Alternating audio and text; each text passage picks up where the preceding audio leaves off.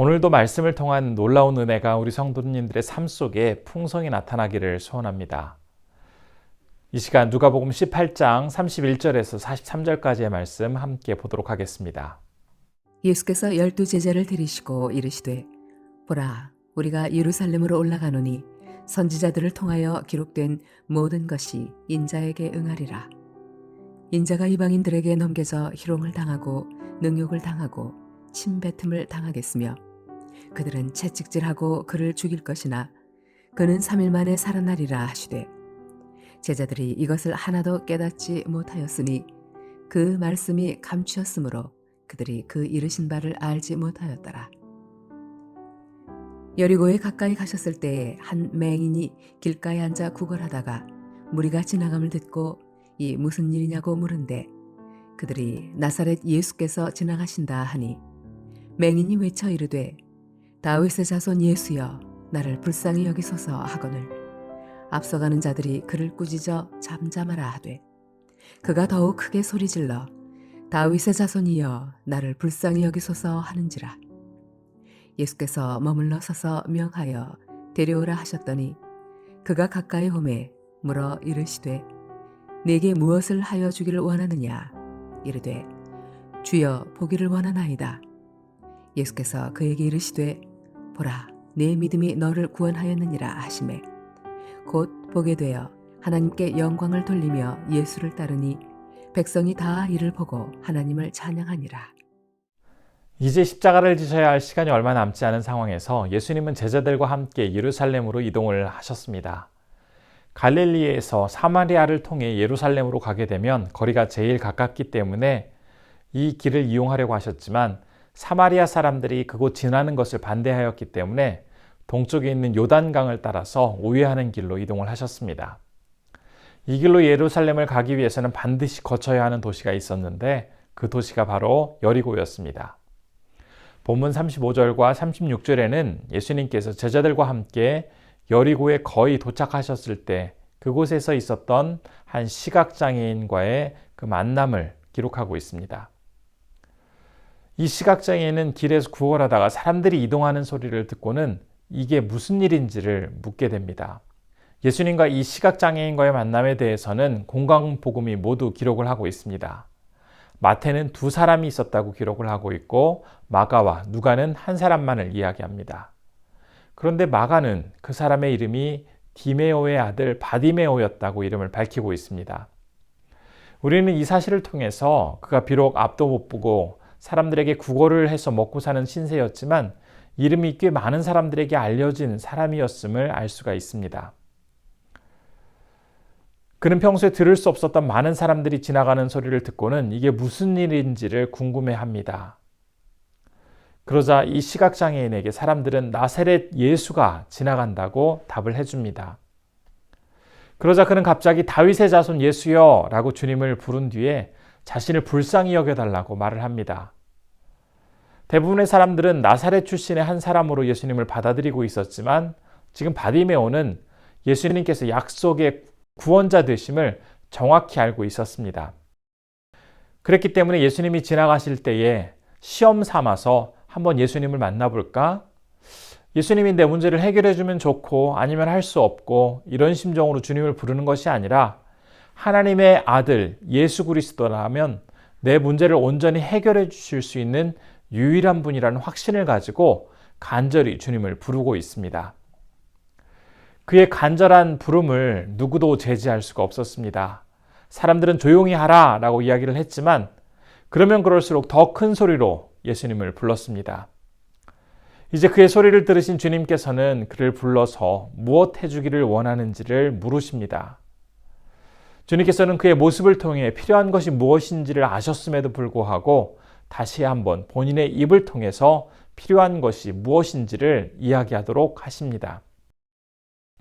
이 장면을 통해서 우리는 비록 하나님께서 나의 모든 상황을 다 아시고 계시지만 주님 앞에서 막연하게 내 모든 것이 잘 되게 해주세요 라고 이야기하는 것보다는 나에게 꼭 필요한 것, 나에게 꼭 해결되어야 할 문제를 아주 구체적으로 자세히 주님께 말씀드리기를 우리 주님은 너무나 기다리고 계신다는 것을 알 수가 있습니다. 그러자 바디메오는 그의 간절한 바람이었던 볼 수 있게 해달라는 소원을 말씀드렸고 주님께서는 그의 소원을 이루어 주셨습니다. 그런데 예수님께서는 단순히 그의 눈을 열어서 이 세상을 바라볼 수 있도록 해주셨을 뿐만 아니라 확실한 믿음을 가지고 이제 하나님의 나라를 바라보며 영원한 생명을 누릴 수 있도록 아주 놀라운 은총까지 더해 주셨습니다. 그는 예수님과의 만남을 통해서 인생의 문제를 해결함 받고 영원한 생명의 확신까지 얻게 되었습니다. 그랬기에 바디메오는 하나님을 찬양하며 복음의 산 증인으로 기쁘게 살아갈 수가 있게 되었습니다. 사람들은 앞도 볼 수 없고 다른 사람들에게 구걸하며 살아가는 이 바디메오를 사람 취급도 하지 않으며 무시하려고 하였습니다. 이 바디메오는 세상에 그 어떤 것도 의지할 대상이 없었고 또 어떤 희생할 희망도 세상에 두지 못한 채 살아야 했습니다. 하지만 그는 예수님이 하나님의 아들이심을 분명히 알고 있었고 예수님께 나아가면 자신의 모든 문제가 온전히 해결될 것을 분명히 확신하고 있었습니다. 오직 주님 외에 다른 의지할 분이 없었고 주님만이 자신의 문제를 완벽하게 해주실 수 있다는 그런 믿음으로 주님 앞에 나아가게 되었을 때 그는 일생일대의 특별한 시간을 맞이할 수가 있게 되었습니다. 반면에 우리는 오늘 앞에 등장하는 부자 관원 이야기를 알고 있습니다. 그는 영생을 얻기 위한 방법을 알기 위해서 예수님께 나아갔다가 예상치 못한 답변을 듣고는 근심하며 그 자리를 떠나간 사람입니다. 그 부자 관원은 그렇게 예수님과의 만남의 시간을 흘려보내고 말았습니다. 한 사람은 예수님과의 만남의 시간을 통해서 놀라운 일생일대의 변화를 경험하게 되고 다른 한 사람은 그 만남을 그냥 흘려보내고만 있습니다. 고대 헬라어에는 시간을 나타내는 두 가지 용어가 있다고 합니다. 하나는 과거, 현재, 그리고 미래로 계속해서 흘러가는 객관적인 시간을 의미하는 크로노스라는 개념이 있고 어떤 목적이나 의식이 개입되어 있는 그런 주관적인 시간을 의미하는 카이로스가 있다고 합니다. 이 카이로스는 잊을 수 없는 소중한 기회, 그런 형태로 우리에게 다가오고 특별히 하나님과의 만남 속에서 맞이하게 되는 이런 특별한 시간을 바로 카이로스의 개념으로 받아들이게 됩니다. 이 세상에 많은 것들을 쌓아놓았던 이 부자 관원은 예수님이 자신에게 도움을 주지 않으면 선택할 수 있는 다른 답이 있었습니다. 그렇기 때문에 절박한 심정으로 주님 앞에 나아가지 않았습니다. 부자 관원은 예수님과의 만남을 갖기는 했지만 그에게 그 시간은 그냥 흘러가는 크로노스의 시간이었습니다. 반면에 소경 바디미오는 세상에 의지할 대상이 아무것도 없었고 예수님께서 해결해 주시지 않으면 그에게는 어떤 선택할 수 있는 답이 없는 상태였습니다. 그렇기 때문에 더욱 간절히 절박하게 하나님 앞에 나아갔고 주님을 붙들 수밖에 없었습니다. 그는 예수님과의 만남이 카이로스의 시간임을 알고 있었고 그 시간을 통해 하나님과의 관계 속에서 특별한 시간으로 맞이하려 하였습니다. 그렇다면 과연 우리는 주님과의 만남의 시간을 어떠한 형태로 보내고 있는지 한번 되돌아보게 됩니다. 예배를 드릴 때나 기도할 때나 말씀을 읽을 때 주님과의 깊은 만남이 없더라도 다음에 잘하면 되지. 굳이 내가 그렇게까지 힘쓸 필요가 있나?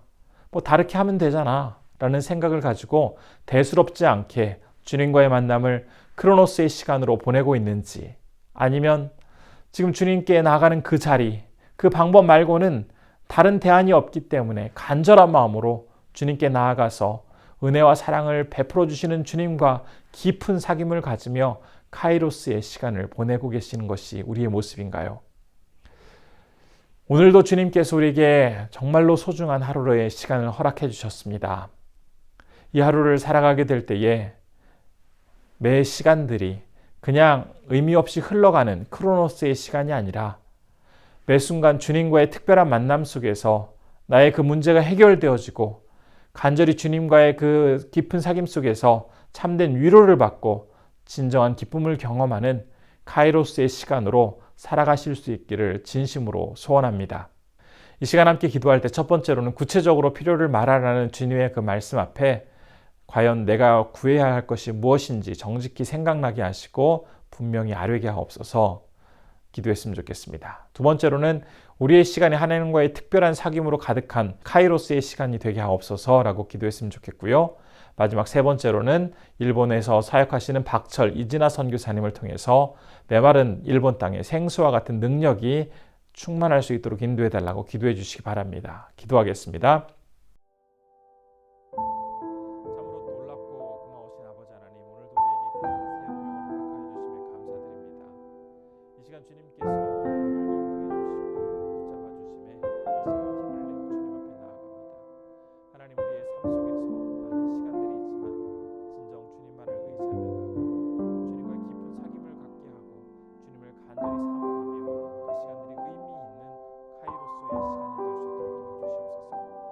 주님께서 우리를 인도해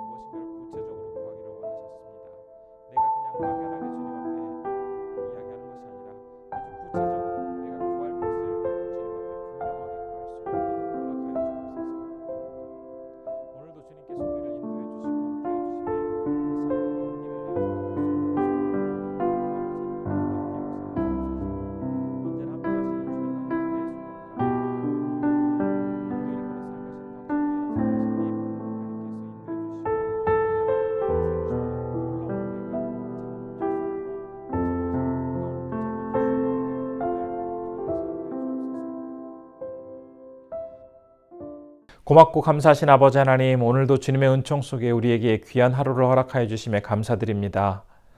아버지 하나님 앞에 나아간 이 시각장애인 하나님께서 그에게 필요한 것이 무엇인지 알면서도 불구하고 그에게 필요한 것이 구체적으로 무엇인지를 물어보셨습니다. 주님께서는 우리에게 우리가 필요한 것이 무엇인지를 아시지만 또한 우리 또한 구체적으로 그것을 고백하고 주님 앞에 나아가기를 원하심을 알게 되었습니다. 내가 주님 앞에 아뢰어야 할 것이 무엇인지 아주 구체적으로 주님 앞에 솔직히 내어놓을 수 있도록 인도해 주옵소서. 특별히 우리에게 허락된 그 매 순간이 의미 없이 그냥 흘러가는 시간들이 아니라 카이로스와 같은 시간이 되어서 하나님과 특별한 만남 속에서 매 순간 기쁨과 감사함을 경험할 수 있도록 아버지 하나님 우리에게 놀라운 은총을 더해 주옵소서. 그렇게 하기 위해서는 더욱더 간절한 마음으로 주님을 찾게 하시고 진심으로 주님만을 의지하며 나아가고 결단할 수 있도록 우리를 붙잡아 주옵소서. 오늘 일본에서 사역하시는 박철 이진아 선교사님을 위해서 기도할 때 하나님께서 놀랍게 은총 베풀어 주시고 그 메마른 땅에 생기가 돋아나게 하시며 생명수 되시는 예수 그리스도가 충만하게 되어질 수 있도록 아버지 하나님 놀랍게 붙잡아 주옵소서. 우리 귀한 성도님들 오늘 하루도 주님의 은총 속에서 기쁨으로 살아가실 수 있도록 도와주시고 매 순간 주님의 보호 가운데 승리하게 도와주시기를 간절히 소원하오며 이 모든 말씀 우리 주 예수님의 이름으로 기도드리옵나이다. 아멘.